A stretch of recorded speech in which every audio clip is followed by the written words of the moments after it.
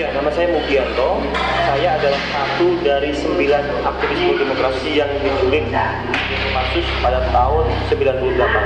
Persisnya 13 Maret tahun 98. Sebelum diculik, saya aktivis mahasiswa. Saya kuliah di UGM di Jogja.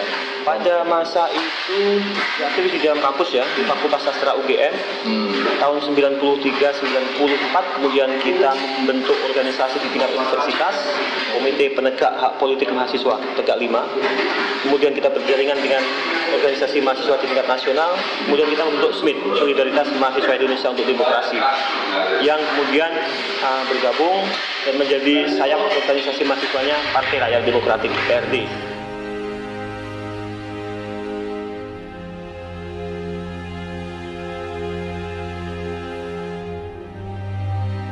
Setelah peristiwa 27 Juli 96, ketika pimpinan PRD ditangkap, Budiman Sujatmiko dan kawan-kawan, saya kemudian harus ke Jakarta dari Jogja karena perjuangan harus dilanjutkan walaupun kita underground.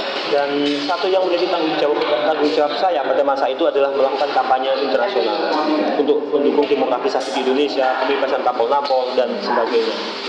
Nah, ketika saya berada di Jakarta itulah mulai saya datang lagi di Jakarta itu Januari, Februari, Maret 98, ketika situasi politik sudah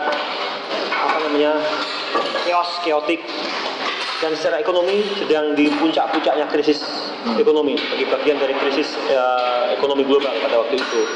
Pada saat yang sama, perlawanan massa rakyat mulai tumbuh, demonstrasi yang bersifat ekonomis, tuntutan-tuntutan normatif, sampai demokrasi dengan tuntutan yang pada masa itu sangat radikal, seperti pencabutan fungsi ABRI, pencabutan 5 undang-undang politik. Dan saya yakin karena tuntutan kami yang menyasar pada tulang punggung rejim Orde Baru itulah, maka kami mengalami represi yang sangat keras dari rezim Soeharto melalui aparatus represifnya, Kopassus, intelijen dan sebagainya, sehingga beberapa dari kami menjadi korban penculikan dan penghilangan paksa.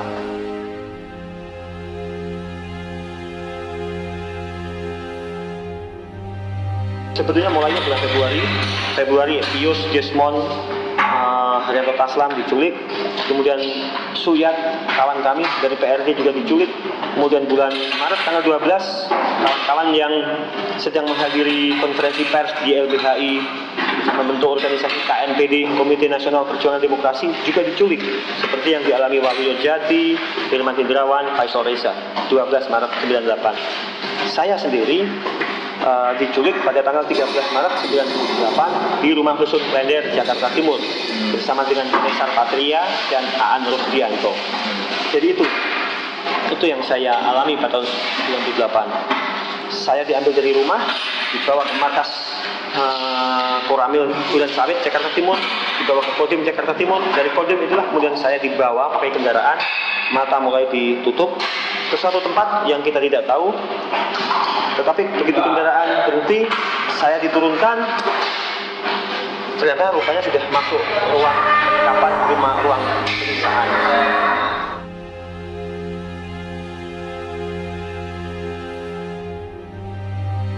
Mengalami penyiksaan itulah saya merasa bahwa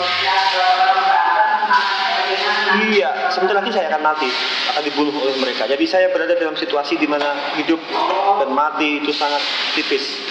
Mereka menyiksa saya dihajar, dipukul, disetrum. Setiap berhenti ada orang yang menjerit-jerit di situ. Nesar, saya mengenali suaranya. Oh, ternyata Nesar. Jaraknya nggak jauh, paling 5 meter sebelah kiri saya. Nesar berhenti disiksa, ada orang menjerit-jerit lagi di situ. Saya mengenali dia, Aan Rusdianto. Mereka rupanya diambil dari rumah yang sama, karena kami tinggal bareng. Nesar dan Aan diambil 1 jam sebelum saya. Jadi dari situlah kemudian kami menjadi seperti paket korban penculikan pada waktu itu, dan selalu bersama-sama. Kita diinterogasi di ruang yang sama. Kami ditanyai di mana kawan-kawan, di mana Andi Arief, di mana Wiji Tukul. Kemudian apakah saya pernah bertemu dengan Megawati, apakah saya pernah ketemu dengan Gus Dur, pernah menghadiri pertemuan ABC, tidak. Dan di bagian akhir sebelum kami dibawa ke tempat lain, kami ditanya soal menurut kami solusi atas krisis ekonomi itu baiknya apa. Mereka juga bertanya tentang apakah IMF, International Monetary Fund, itu baik apa tidak untuk Indonesia. Di bagian akhir sebelum kami dilepaskan. Dan ketika mereka bertanya tentang itu, kami tidak disiksa. Jadi seperti diskusi.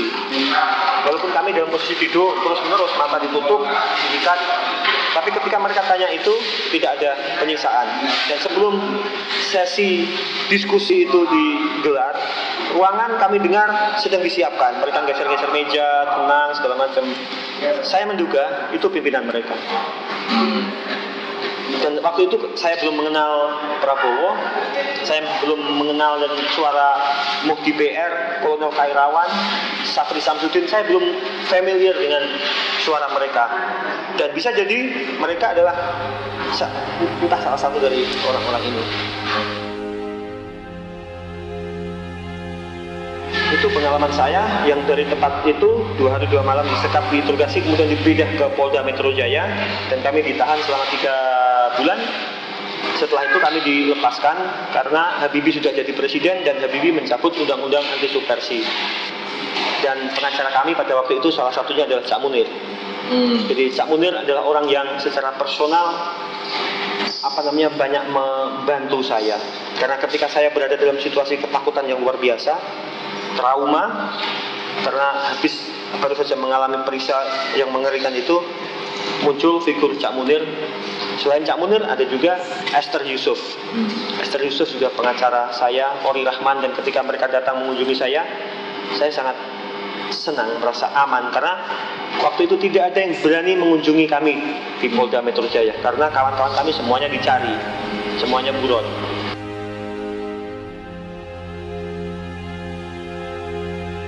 Yang saya tempuh kemudian, saya bergabung dengan Kontras.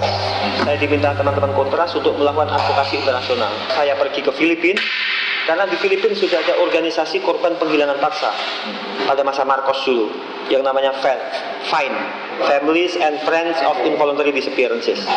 FIND Filipina sudah berjaringan dengan organisasi-organisasi dari Amerika Latin, organisasi korban penculikan, aktivis penghilangan paksa. Jadi bersama dengan jaringan ini, saya punya akses ke UN PBB di Jenewa dan membawa kasus penghilangan paksa ke perhatian internasional. Itu yang saya lakukan. Dan tahun 2002 saya bersama dengan teman-teman lain mengkonsolidasikan IKOHI.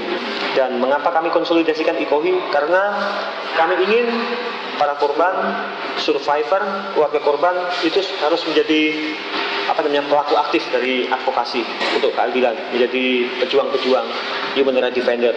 Makanya ketika pertama didirikan, program yang dikerjakan IKOHI adalah penguatan, empowerment.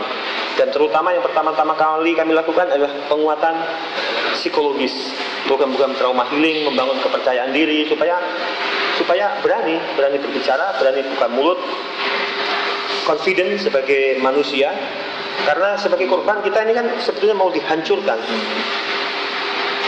dignitas kita ya, harga diri kita, rasa percaya diri, mental kita, fisik kita, ekonomi kita, politik kita maunya dihabiskan. Makanya kami maunya dihilangkan. Karakteristik dari tindakan kejahatan pelanggaran HAM dalam bentuk penghilangan paksa adalah mereka hendak meniadakan apa yang ada. Denying the existence of human being, itu ngerinya. Manusia yang ada, yang diciptakan Tuhan, tiba-tiba oleh para pelaku dilenyapkan begitu saja. Dan bahwa kami kemudian yang survive ini bisa berjuang, bisa mengorganisir diri, adalah pesan yang sangat kuat pada para pelaku bahwa kau tidak bisa menghancurkan kami, menghilangkan kami, membungkam kami. Kami tetap ada dan berjuang, bahkan sampai hari ini 16 tahun kemudian. Saya tidak perlu memberikan penjelasan panjang lebar tentang mereka. Walaupun ada berbagai macam analisa, termasuk analisa Stockholm Syndrome. Bisa jadi, iya, mereka berubah tiba-tiba mengagumi, mencintai orang yang pernah menyakiti mereka, menjadi pendukung, sebagai Stockholm Syndrome. Bisa jadi seperti itu. Tetapi kalau melihat siapa yang sekarang bergabung dengan para pelaku, saya merasa tidak perlu menganalisa panjang lebar bahwa mereka hanya ingin kekuasaan, mereka hanya ingin akses ekonomi, dan mereka butuh jalan pintas. Mereka bukan fighter yang rela mengorbankan apapun atau yang mau susah payah untuk mencapai idealisme. Idealisme tentang kebajikan publik, idealisme tentang kesejahteraan, tentang demokrasi, tentang hak asasi manusia. Ternyata bukan gitu loh. Mereka tidak mau itu, tidak mau menanggung konsekuensi kesulitan-kesulitan, dan mereka langsung mengambil shortcut yang paling mudah didekati dan akan mau memberikan dia apa yang dia inginkan, ekonomi, politik, adalah pelaku kejahatan. Karena pelaku kejahatan punya kepentingan untuk memiliki pembela, kemudian pemberi justifikasi atas kejahatan yang paling efektif menurut pelaku adalah orang yang pernah dia siksa, orang yang pernah dia sakiti. Menurut saya itu jadi tidak perlu rumit-rumit, mereka cuma butuh makan, dan untuk itu mereka rela mengorbankan, rela menghilangkan jati dirinya. Saya pikir nggak ada alasan apapun yang bisa menjustifikasi tindakan para korban yang kemudian bersama dengan pelaku. Dan penting juga saya sampaikan bahwa hal tersebut tidak ada konsekuensi hukum sama sekali terhadap tindakan kejahatan itu sendiri. Maksud saya adalah, bahkan kalau misalnya semua korban bergabung dengan Prabowo sekalipun, tidak berarti kejahatan Prabowo, kejahatan yang masuk kategori kejahatan HAM berat, crime against humanity, itu dianggap tidak ada. Karena ini tidak pidana serius, dan tidak pidana itu walaupun orangnya sudah berdamai, tidak pidananya masih ada dan harus dipertanggungjawabkan. Masuk kategori hostis humanis generis, musuh semua umat manusia. Crime against humanity, kejahatan terhadap kemanusiaan, musuh dari semua orang. Dan karena kejahatan ini crime against humanity itulah, maka bagi saya, bagi kami, perjuangannya pun harus perjuangan global, melampaui batas-batas nasional.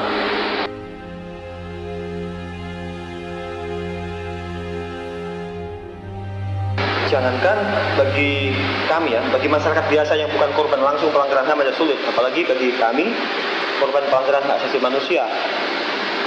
Pilihan bagi kami tidak pernah mudah. Pilihan bagi kami tidak pernah mudah. Kami menghadapinya tahun 2004, kami menghadapinya 2009, dan kami menghadapinya lagi sekarang. Tapi posisi saya, dan tadi kita bicarakan di tingkatan IKOHI, adalah pertama, level mereka berbeda. Yang satu capres, pelanggar HAM, yang lain adalah pelanggar HAM yang mendukung capres. Jadi bukan capresnya sendiri, levelnya kemudian berbeda.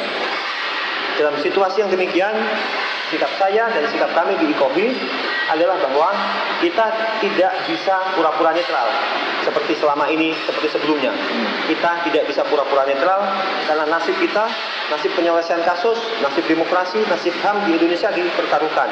Walaupun sebetulnya hal itu juga terjadi 2009, tetapi 2014 itu sangat clear bahwa salah satu dari capres ini secara nyata, secara eksplisit terlibat pelanggaran HAM, dan yang kedua secara eksplisit menyebutkan bahwa HAM tidak penting. Gitu loh. Sementara di pihak yang lain, dia menyampaikan komitmennya bahwa di dalam manifestonya menyebutkan ada kasus pelanggaran HAM yang harus diselesaikan. Salah satunya penculikan aktivis 9798 dan penyelesaian secara berkeadilan. Dalam statement-statement ke media, capres ini, Joko Widodo, juga menyebutkan bahwa kasus seperti Biji Tulkul harus diselesaikan. Jadi itu sudah merupakan message yang maju. Kita mesti mendukung capres yang punya komitmen menyelesaikan ini, yang punya komitmen tertulis dan komitmen lisan untuk menyelesaikan pelanggaran HAM. Mesti kita dukung. Soal orang-orang penjahat HAM di sekeliling dia, ada Hendro Priyono, ada Wiranto, ada Mudi PR, dan ada lain-lain, adalah persoalan kita kemudian. Dan justru karena itulah maka kita harus aktif engage dengan Jokowi. Jadi itu yang bahasa sederhananya kemudian kita bilang sebagai dukungan kritis. Itu kita mendukung, tapi kita juga turut mengawal dan memastikan bahwa Jokowi harus melakukan ini, tidak melakukan itu.